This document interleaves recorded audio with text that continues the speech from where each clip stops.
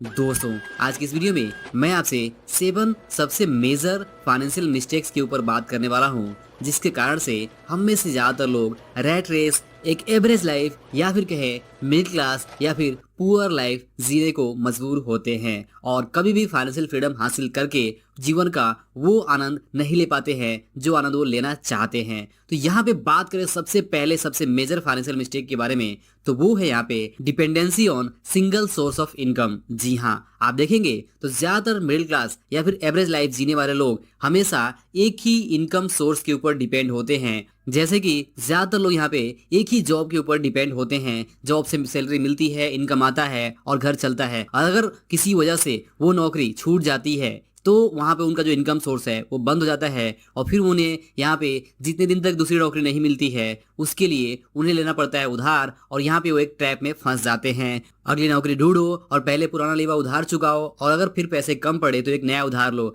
और बाद में एक डेट साइकिल में चेंज हो जाता है, जो कि एक बहुत बड़ा कारण बन जाता है लोगों के मिडिल क्लास या फिर एवरेज लाइफ जीने का। तो यहाँ पे लेसन ये है कि आप इस मिस्टेक से बचें और एक ही इनकम सोर्स के ऊपर डिपेंड ना रहें। अपने पर्सनल ग्रोथ, अपने पर्सनल डेवलपमेंट और अपने स्किल्स के ऊपर काम करते रहें और कोशिश करें कि आपके पास एक से ज्यादा इनकम सोर्स हो। अगर एक से ज्यादा इनकम सोर्स नहीं बना पाते हैं तो एटलीस्ट आप सेविंग करके, बचत करके, इन्वेस्टमेंट करके जो इंटरेस्ट या फिर जो इन्वेस्टमेंट से लाभ कमाएंगे उससे भी आप एक सेकेंड सोर्स ऑफ इनकम जरूर बना सकते हैं। लेकिन इसके लिए आपको लंबे समय तक लगातार बचत करनी होगी, सेविंग करनी होगी और अपना एक पोर्टफोलियो यहाँ पे बनाना होगा। यानी जॉब के साथ अगर आप अपना एक अच्छा इन्वेस्टमेंट पोर्टफोलियो बना लेते हैं तो इन्वेस्टमेंट पोर्टफोलियो से आपको एक अच्छा इनकम मिल सकता है, जो आपका सेकेंड सोर्स ऑफ इनकम हो सकता है और ये आपके कंट्रोल में होगा। लेकिन यहाँ पे सबसे समझदारी वाली बात यह है कि अगर आपके पास एक ही इनकम सोर्स है तो भी कोई बुरी बात नहीं है। बुरी बात यहाँ पे सबसे ज्यादा ये है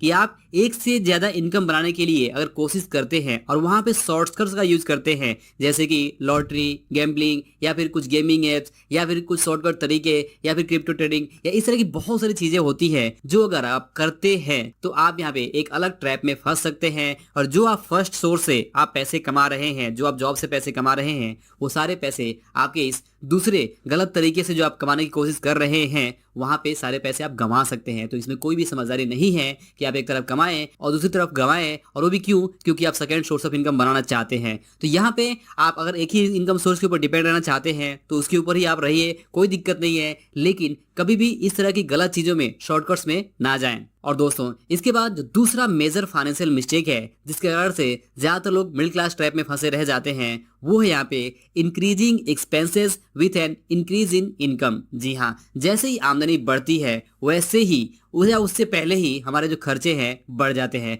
फॉर एग्जाम्पल, मान लीजिए कि अगर आपको साल में दिवाली पे बोनस मिलने वाला है तो आपके पास उस बोनस को खर्च करने का जो प्लान है वो पहले से ही होता है। और इस तरह से अगर आपको इंक्रीमेंट मिलता है या फिर इंसेंटिव मिलता है तो वो उस इंसेंटिव का या उस एक्स्ट्रा पैसे का, जो भी आप एक्स्ट्रा इनकम कमा रहे हैं, उसके लिए आपके पास खर्च करने का पहले से प्लान होता है। और इस तरह अगर आप ध्यान से देखें तो जैसे जैसे आपकी हर साल इनकम बढ़ती है, थोड़ी बहुत जो भी बढ़ती है, उससे ज्यादा आपका जो खर्च है वो बढ़ने लगता है। और इस वजह से जो प्रॉब्लम्स है, फाइनेंशियल प्रॉब्लम्स है, जो आर्थिक समस्याएं हैं, वो कभी कम नहीं होती हैं, सिर्फ उसका लेवल है वो बढ़ता जाता है। कल आप 5,000 के लिए परेशान थे, आज आप 10,000 के लिए परेशान रहते हैं, और कल आप 15,000, कल आप 20,000 और कल आप 25,000 के लिए परेशान रहते हैं। तो इस तरह से फाइनेंशियल प्रॉब्लम्स को अगर आपको सॉल्व करना है तो आपको अपने खर्चों को कंट्रोल करना सीखना होगा। यही आपके हाथ में है कि आप अपने खर्चों को कंट्रोल करें, क्योंकि इनकम बढ़ाने में काफी समय लगता है और खास तौर से अगर आप किसी जॉब में हैं तो जॉब में आप रोज रोज इनकम नहीं बढ़ा सकते हैं। तो यहाँ पे इंपॉर्टेंट लेसन ये है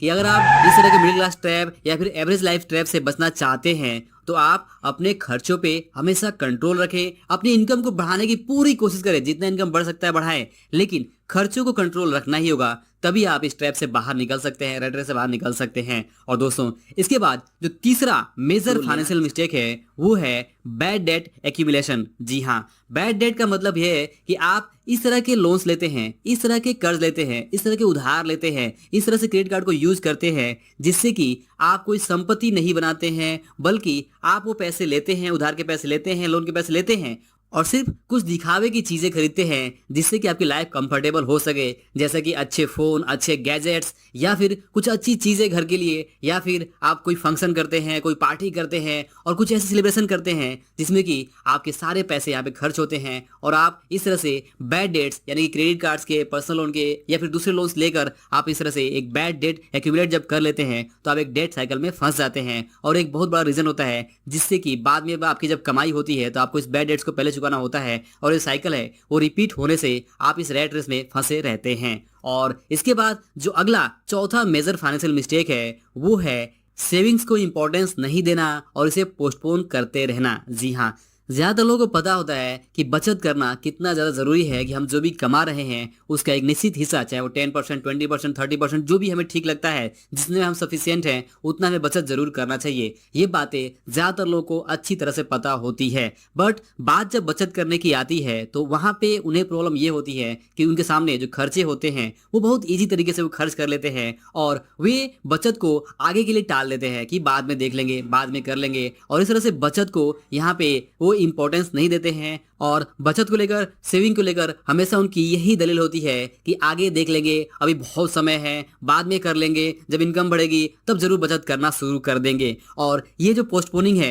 ये जो चलता रहता है, आप सोचते रहते हैं कि अब बचत करेंगे, अब बचत शुरू करेंगे, अब बचत शुरू करेंगे, और कभी भी ऐसा नहीं होता है कि आप बचत कर सके। तो आज आपकी जो भी इनकम है, अगर आप उस इनकम में बचत नहीं कर पा रहे हैं तो आप इस बात को भूल जाइए कि जब आपकी इनकम बढ़ेगी तब आप बचत करेंगे। बचत वास्तव में एक हैबिट है, एक डिसिप्लिन है, और ये डिसिप्लिन अगर आपके अंदर पहले से नहीं है तो अगर आपकी इनकम बढ़ भी जाए, अगर आपके पास ज्यादा पैसे आ भी जाए, तो बचत की जो डिसिप्लिन है वो ऑटोमेटिक नहीं आएगी, ये आपको करनी ही होगी। तो यहाँ पे आपके लिए इंपॉर्टेंट लेसन ये है कि आप बचत को पोस्टपोन ना करें, बचत की शुरुआत आज और अभी से कर दे, भले ही चाहे आपकी इनकम जो भी हो। और दोस्तों, इसके बाद पांचवा जो मेजर फाइनेंशियल मिस्टेक है जिसकी वजह से ज्यादातर लोग यहाँ पे फाइनेंशियल ट्रैप में, रैट रेस में या फिर एवरेज लाइफ पे ट्रैप में फंसते हैं, वो है यहाँ पे इनकम देने वाले एसेट्स की कमी और ऐसे लायबिलिटीज जिससे कि हमारे जो खर्चे हैं वो बढ़ते हैं, या फिर जो हम एसेट समझकर जो चीजें खरीदते हैं उसकी जो वैल्यू है वो कम होती रहती है। तो जब आप इस तरह से अपने पैसे को ऐसी चीजों पे खर्च करते हैं जिससे कि उसकी जो वैल्यू है वो बाद में कमी होने वाली है, फॉर एग्जाम्पल अच्छे से अच्छा फोन हो गया, अच्छे से अच्छा गैजेट हो गया, अच्छे से गाड़ी हो गई, या अच्छे से ऐसी कोई चीज हो गई जो आप आज खरीद तो रहे हैं बट उसकी जो वैल्यू है लगातार गिर रही है, तो इस तरह की चीजें खरीदने से आप जाने अनजाने लायबिलिटीज यानी कि दायित्व बना रहे हैं और यहाँ पे आप एसेट बिल्ड नहीं कर रहे हैं। तो जब आपके पास इनकम देने वाले एसेट्स की कमी होती है और लायबिलिटीज ज्यादा होती है और आपके जो खर्चे हैं उस लायबिलिटी की वजह से बढ़ते हैं, तो ये एक बहुत बड़ा ट्रैप होता है जिससे कि लोग मिडिल क्लास लाइफ या फिर एवरेज लाइफ या फिर रेड रेस में फंसते हैं। तो यहाँ पे लेसन ये है कि आप इस तरह की गलती से बचें और ऐसी चीजों पे पैसे ना खर्च करें जिन चीजों पे पैसे खर्च करने से उसकी जो वैल्यू है वो फ्यूचर में कम होती रहे। और दोस्तों, इसके बाद जो छठवां मेजर फाइनेंशियल मिस्टेक है वो यहाँ पे बैड हैबिट्स का होना। जी हाँ, चाहे आप स्मोकिंग हो, ड्रिंकिंग हो, गैम्बलिंग हो, या फिर सबसे बड़ी बात शो ऑफ की बीमारी हो कि आपको अपने घर, परिवार, दोस्तों, रिश्तेदारों को दिखाने के लिए कुछ चीजें खरीदनी है, तो ये भी है कि अपने आप में बैड हैबिट्स ही है। तो चाहे आप ड्रिंकिंग करें, स्मोकिंग करें या इस तरह की कोई भी बैड हैबिट्स का अगर आप करते हैं तो इससे भी आपके जो खर्चे हैं वो जाने अनजाने आपके बढ़ते हैं। आप ऐसे लोगों के साथ उठते बैठते हैं जो कि लाइफ स्टाइल उनके साथ आपको मेंटेन करने के लिए आपको बहुत ज्यादा पैसे खर्च करने पड़ते हैं। तो बैड हैबिट्स की वजह से आपकी सेहत तो खराब यहाँ पे होती ही होती है, लेकिन इसका जो इम्पैक्ट है वो आपके फाइनेंशियल लाइफ पे भी पड़ता है, आपकी सोच पे पड़ती है, आपके माइंडसेट पे पड़ता है और आप उस ट्रैप से कभी बाहर नहीं निकल पाते हैं। तो जब तक आपके पास बहुत ढेर सारा पैसा ना हो जाए बहुत ज्यादा खर्च करने के लिए, तो आपको इस तरह की बैड हैबिट्स का पालन नहीं करना चाहिए। हाँ, आपने जरूर फिल्मों में या और यहाँ पे टीवी सीरियल्स में या अलग अलग चीजों में देखा होगा कि लोग यहाँ पे अच्छे जो होते हैं वो कूल तभी लगते हैं जब वो ड्रिंक करते हैं या फिर उनके पास कुछ ऐसी चीजें होती हैं जब वो शो ऑफ करते हैं। बट ये सिर्फ फिल्मों के हद तक ठीक है। रियल लाइफ में अगर आप ध्यान से देखें तो ऐसी चीज करने वाले लोग अक्सर एक ट्रैप में फंसे होते हैं, उनका माइंडसेट भी सही नहीं होता है, उनकी मानसिक हालत भी सही नहीं होती है, और इस तरह से चीजें अगर आप भी करने लगे तो आपकी मानसिक हालत सही नहीं रहेगी और फाइनेंशियल स्टेबिलिटी, फाइनेंशियल फ्रीडम तो भूल ही जाइए। आप इस ट्रैप से फंसते हैं तो आपके पास जितने पैसे हैं वो भी यहाँ पे जा सकते हैं। तो यहाँ पे लेसन यही है कि आप इस तरह की बैड हैबिट से जितना हो सके आप दूर रहें। इसके अलावा जो सातवां मेजर फाइनेंशियल मिस्टेक है जो ज्यादातर लोग करते हैं वो है स्टॉप लर्निंग, या फिर कहें उनका जो माइंडसेट है वो विक्टिम माइंडसेट को डेवलप कर लेना। जी हाँ, ज्यादातर लोग ऐसा सोचते हैं कि उनकी लाइफ में जो कुछ भी हो रहा है वो इसलिए हो रहा है क्योंकि उनकी जो लाइफ है, उनकी जो किस्मत है, उनका जो लक है, उनका जो भाग्य है, वो ऐसा ही लिखा हुआ है, उनके साथ ऐसा ही होना है। तो जब आप इस तरह का माइंडसेट डेवलप कर लेते हैं, विक्टिम माइंडसेट, कि आपको यहाँ पे इसी तरह की लाइफ जीने के लिए भेजा गया है, तब आप यहाँ पे लर्निंग बंद कर देते हैं। जब आप लर्निंग बंद कर देते हैं तो आप और ज़्यादा ट्रैप में फंसते हैं और ये ट्रैप से बाहर निकल पाना आपके लिए लगभग नेक्स्ट टू इम्पॉसिबल हो जाता है। तो यहाँ पे इंपॉर्टेंट लेसन है कि आप लर्निंग को कभी स्टॉप ना करें और लर्निंग करते रहें। अगर आप लर्न करते हैं